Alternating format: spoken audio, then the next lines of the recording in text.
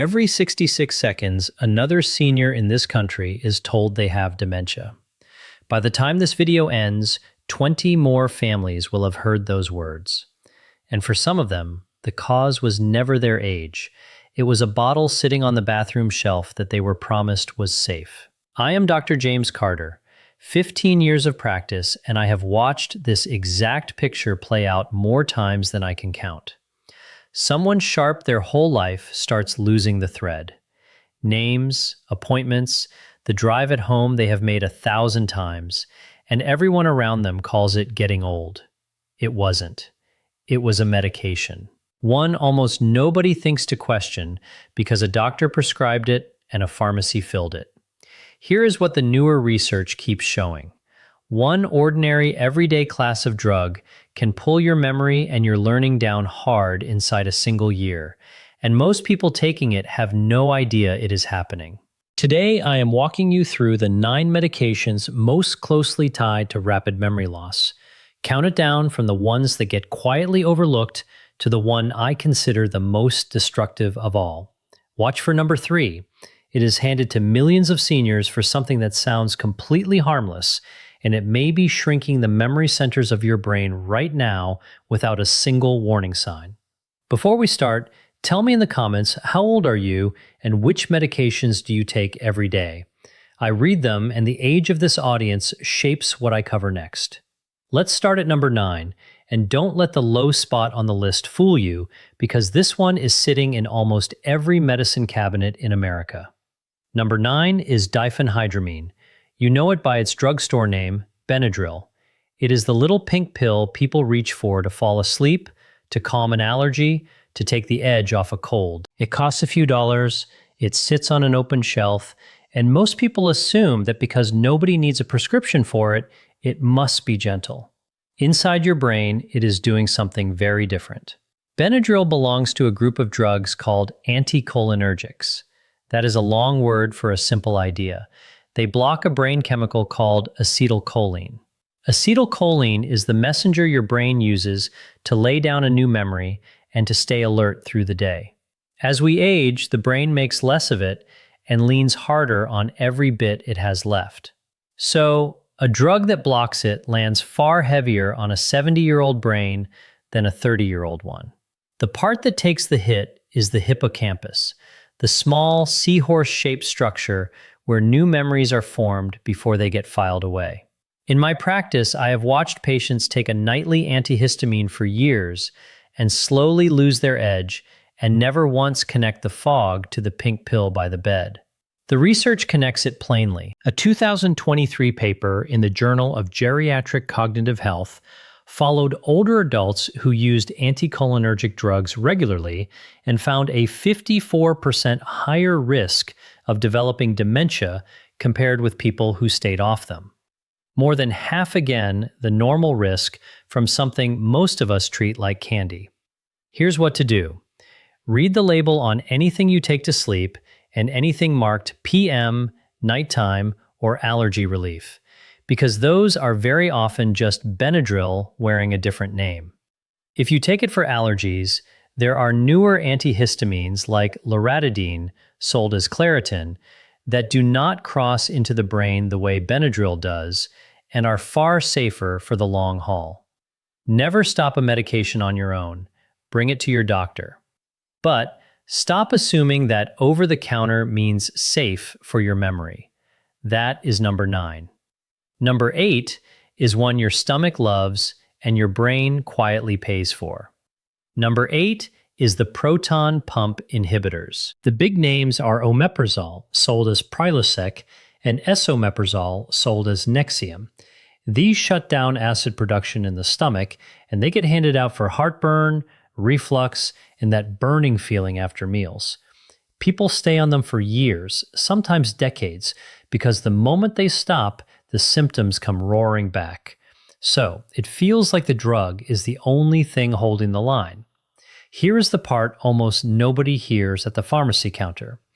Your stomach needs acid to pull certain nutrients out of your food, and chief among them is B12, which protects the wiring of your nerves and your brain. Turn the acid down far enough, long enough, and your B12 quietly drops. So do magnesium and calcium, two minerals your brain cells depend on to fire and signal cleanly. Starve the neurons of those, and you get misfires, confusion, and memory slips that look exactly like early Alzheimer's, when the real cause is a nutrient your medication has been blocking all along. In 2016, a large study in JAMA Neurology examined more than 73,000 people aged 75 and older. Regular PPI users had a 44% higher risk of dementia than people who did not take them. And the trouble runs deeper than nutrients, because PPIs have also been shown to raise levels of amyloid beta in the brain, the sticky protein that builds up in Alzheimer's disease. So, here's the move. If you take a PPI every single day, that is the conversation to have with your doctor.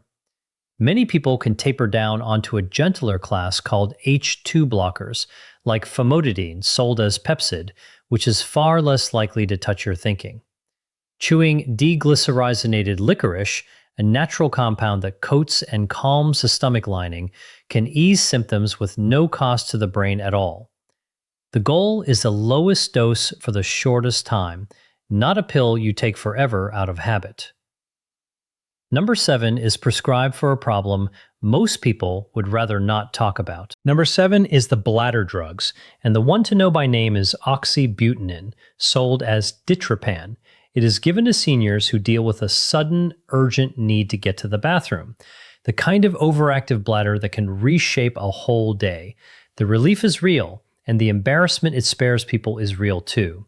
But oxybutynin works by blocking acetylcholine, the same memory chemical Benadryl blocks, and this one slips across into the brain very easily and parts itself right where memories are made. That makes it one of the more dangerous ones on this list for an older adult, especially taken month after month, year after year. In 2019, the British Medical Journal published a study of people over 65 who took strong anticholinergic drugs like oxybutynin for more than a year. Their risk of dementia was 49% higher, close to 1 in 2. And here is what troubles me most. Almost none of them were warned.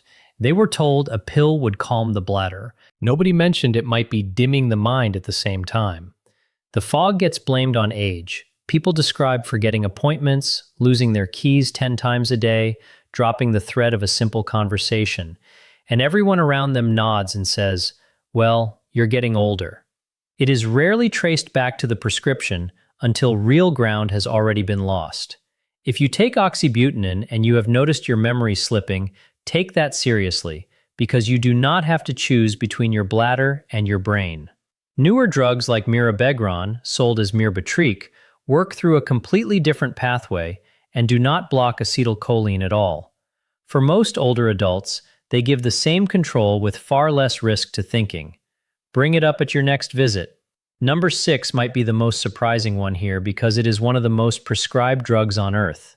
Number 6 is statins. Simvastatin and atorvastatin, sold as Zocor and Lipitor, are among the most prescribed medicines in the world, especially after 60, and they do an important job lowering cholesterol and cutting the risk of heart attacks and strokes. Statins belong in a lot of people's lives, and this is not a case against them. What follows is the half of the story that usually gets left out. Cholesterol does far more than affect your heart. Your brain is close to 60% fat, and it uses cholesterol to build the myelin sheath, the insulation wrapped around every nerve so signals travel fast and clean. Lower cholesterol hard enough with a strong enough statin, and you can leave the brain short of a raw material it actually needs. The statins that cause the most trouble are the ones that cross easily into brain tissue. In 2023, a study in Frontiers in Aging Neuroscience found that adults over 70 who had been on statins for more than 3 years had a 26% higher rate of mild cognitive impairment, and the higher the dose, the steeper the slide. Some patients described frightening blanks, a familiar name gone, a conversation they just finished erased, a route they had driven for 20 years suddenly unfamiliar. The important thing to understand is that not every statin touches the brain the same way. Pravastatin and rosuvastatin do not cross into brain tissue as readily and are generally considered the safer choices for thinking. So, if you have been on a statin for years and you are noticing fog, forgetfulness, or confusion creeping in, that is a real conversation to have with your doctor about a lower dose or a switch. It is not a reason to quietly quit a drug that may be protecting your heart. Get the plan right with help, never on your own. Quick pause. If this is connecting the dots for you, take 1 second and tap that like button. It genuinely helps this reach more seniors who need to hear it. And while you are down there, tell me how many prescriptions you are taking right now. I read every comment. All right, back to the countdown. Number 5. Number 5 is the benzodiazepines. Lorazepam, sold as Ativan. Diazepam, sold as Valium. Alprazolam, sold as Xanax. These are among the most prescribed drugs in America for anxiety and for sleep. And they work by boosting GABA, the brain's own calming signal that turns down a racing, overstimulated nervous system. At first, they feel like a rescue. The panic eases, the spinning thoughts stop, sleep finally comes. Over time, the picture changes. A 2022 study in the British Medical Journal followed more than 8,000 seniors for 6 years and found that those who used benzodiazepines for longer than 3 months had a 51% higher risk of Alzheimer's disease. The longer-acting ones like diazepam were worse because they linger in the body and build up in fatty tissue, including the brain. What the drug is doing is a slow chemical sedation of the whole brain. It learns new things more slowly, it grows less flexible. And many people describe a flatness, a sense of moving through fog, of not quite being themselves anymore.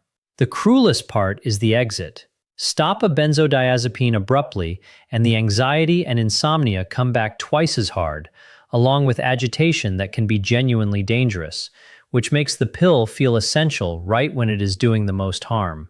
So here is the rule, and it matters. If you have been on a benzodiazepine for more than a few weeks, do not stop suddenly, because that can be life-threatening. Work with a doctor to taper down slowly over weeks or months. Gentler options exist, like buspirone for anxiety, which does not sedate or cloud the mind, and a form of talk therapy built specifically for insomnia and anxiety that brings the calm back without the cognitive cost. Number 4 is a single pill prescribed for 3 different problems, and it carries one of the heaviest hidden burdens of all. Number 4 is amitriptyline, sold as Elavil. It is an older antidepressant that is still handed out today for nerve pain, for sleep, even to head off migraines. And that versatility is exactly why it spread so quietly. It looks like a do-everything pill. Underneath it is one of the most powerful anticholinergic drugs still in wide use, which means it blocks acetylcholine hard, the very chemical your neurons need to talk to each other and lock in new memories. It blocks it so strongly that with long-term use, the effect on memory stops being a rare side effect and becomes the expected result. In 2015, a large study in JAMA Internal Medicine followed more than 3,400 adults aged 65 and up. Those with the highest cumulative dose of anticholinergic drugs like amitriptyline over 10 years had a 54% greater chance of dementia, and almost none of them were ever told the pill could do that. They got it for sleep or for pain, then slowly noticed words going missing, memory thinning, concentration fraying, and chalked it up to age. It does not even take a high dose. A small, nightly dose taken for years can quietly erode brain power with no obvious symptom until the loss is real. If you or someone you love takes amitriptyline, that is a conversation worth having soon. For nerve pain, options like duloxetine or gabapentin can give similar relief without the same anticholinergic weight. For sleep, melatonin or a very low dose of doxepin, which is far gentler on this chemical, can take its place. And for mood, newer antidepressants like sertraline or escitalopram are considered much safer for the long-term health of the brain. Number 3 is the one I told you to watch for because it is handed to millions for something that sounds harmless. Number 3 is paroxetine, sold as Paxil. It is one of the most prescribed of a family of antidepressants called SSRIs, used for depression and anxiety. And on the surface, it looks like the modern, gentle option, kinder than the old psychiatric drugs. Here is the detail they rarely mention. Paroxetine is the one SSRI with strong anticholinergic activity. That single fact sets it apart from its siblings like sertraline and escitalopram because it reaches into the same acetylcholine system every other drug on this list has been chipping away at. In 2021, a large review in Frontiers in Psychiatry looked at older adults on different SSRs and found that paroxetine users showed measurable drops in short-term memory, word recall, and attention within the first 12 months. Seniors on paroxetine were 30% more likely to show early signs of cognitive impairment than those on other antidepressants. There is a hard irony in that because the drug is given to steady the mind, and over time, it can wear down the very clarity it was meant to protect. The fix here is clear. In older adults, paroxetine is one to avoid. The American Geriatric Society placed it on something called the Beers List, a formal catalog of drugs considered risky for seniors, and paroxetine is on it for exactly these reasons. If you take it, ask your doctor about moving to a safer SSRI like sertraline or escitalopram, which are gentler and do not carry the same cognitive risk. Supporting your B vitamins, especially B12 and B6, can help steady mood naturally alongside that change. Number 2 is so quietly prescribed that many people taking it have no idea what kind of drug it even is. Number 2 is the antipsychotics, and this one disturbs me the most because so many people taking them never agreed to take an antipsychotic. The names are quetiapine, sold as Seroquel, risperidone, sold as Risperdal, and olanzapine, sold as Zyprexa. They were built and approved for serious psychiatric illness like schizophrenia and bipolar disorder. Today, they get handed out off-label to older adults for sleep, for mild restlessness, for the agitation that can come with dementia itself. Powerful drugs meant for severe illness, now used in homes and nursing facilities on seniors who are simply confused, restless, or hard for a busy staff to manage. The cost is steep. In 2022, a study in Lancet Healthy Longevity followed more than 25,000 older adults and found that those given antipsychotics for behavioral symptoms were 71% more likely to suffer worsening cognitive decline within a year, even with no history of dementia before they started. These same drugs also raise the risk of stroke, of sudden cardiac death, and of the heavy sedation that leads to falls and hospital stays. They work by suppressing dopamine, a chemical tied not only to mood, but to focus, planning, and memory. Drop dopamine far enough, and the brain goes slow and unresponsive, which is why people on these drugs can seem dull, flat, almost absent, while their families grieve someone who is still sitting right in front of them. If you or a loved one is on one of these, the first move is to ask the prescribing doctor a direct question. Why was this started, and is it truly necessary, or is it here for convenience? Most behavioral symptoms can be eased without a drug at all, through steady daily routines, less noise and overstimulation, treating hidden pain, and fixing light and sleep. When medication really is needed, the lowest dose for the shortest time keeps the harm down. Far too often, no one ever tells the family what these drugs do to the brain, and they watch a decline they believe is aging when the cause is chemical. Number 1 is not a single drug at all, and it may be the biggest hidden driver of every story I just told you. Number 1 is anticholinergic polypharmacy. It is the danger almost nobody names, and it may be one of the largest causes of drug-induced memory loss in older adults. You were probably waiting for one final villain, a single worst pill.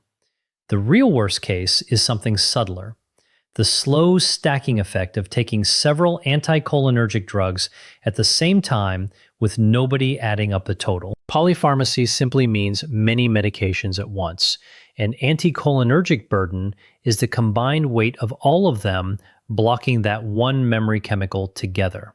Picture a very common situation. A senior takes Benadryl every night to sleep, oxybutynin every day for the bladder, and amitriptyline for nerve pain. On its own, each one might cause only a small, barely noticeable dip. Taken together, they compound, and the total burden on the brain climbs fast.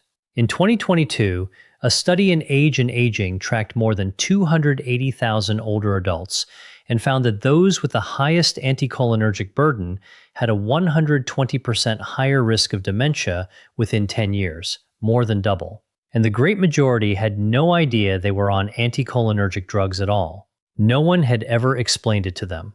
When you block acetylcholine from several directions at once, the brain does not just idle. Neurons start to wither from disuse, connections shrink, and the brain settles into a quiet, underpowered state that looks almost identical to Alzheimer's on testing. Here's the hopeful part, and it is the reason I made this video. Drug-induced decline is often reversible when it is caught early. Lift the burden, and many people get their clarity, their energy, and their memory back within weeks or months. The brain is more resilient than we give it credit for, but only if you take away what is hurting it. The fix does not take a miracle. It takes a careful medication review. Sit down with your doctor or your pharmacist and have them go through every prescription, every over-the-counter pill, and every supplement, and add up the anticholinergic load. There are simple scoring tools that do exactly that. Once the problem drugs are spotted, you can taper off what you do not need, switch to safer options, and give the brain room to recover. This is the most preventable threat to the aging mind on this entire list, and that is exactly why it sits at number 1. Now I want to hear from you. Of these 9, which ones are in your cabinet right now? Have you noticed brain fog or forgetfulness creep in after starting something new? Tell me below, and tell me you will ask for a medication review this week.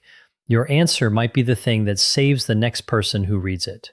And before you go, there is one more place your body hides its warnings. Your medicine cabinet is one, your hands are another. Your fingernails can flag trouble in your kidneys, your blood, even your nervous system, years before anything else does. And most people never know what to look for. That is the next video. I will show you the 4 nail signs worth checking tonight. I am Dr. James Carter. Stay sharp, and I will see you there.